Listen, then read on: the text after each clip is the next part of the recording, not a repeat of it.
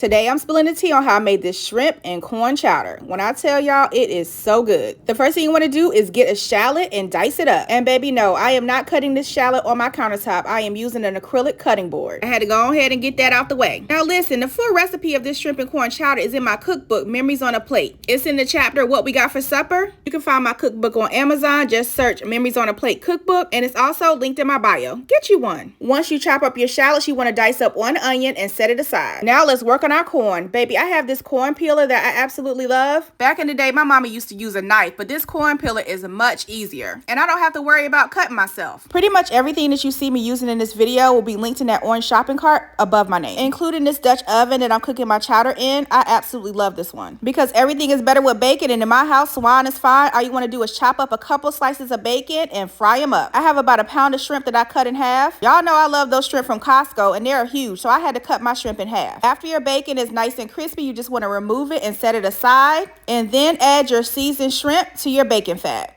You just want to cook your shrimp until they're pink because you're going to add them to your pot later. Once they're nice and pink, they should look a little bit like this. Now all you want to do is remove your shrimp from the pot, and you want to add your diced onion, shallots, as well as some garlic. Once your shallots, onions, and garlic has become translucent, you just want to add in some cubed potatoes. I peeled and cut up about 4 small russet potatoes because, baby, you can't have no chowder without some potatoes. Once your potatoes have cooked a bit and are fork tender, you just want to add in your corn. If you don't have fresh corn, you can use 2 cans of cream corn. I'm seasoning my corn with some salt, garlic powder, and a little bit of thyme. The exact measurements are in my cookbook, Memories on a Plate. Once you have all of your seasonings in your chowder, you want to just give everything a stir and then bring on that chicken broth.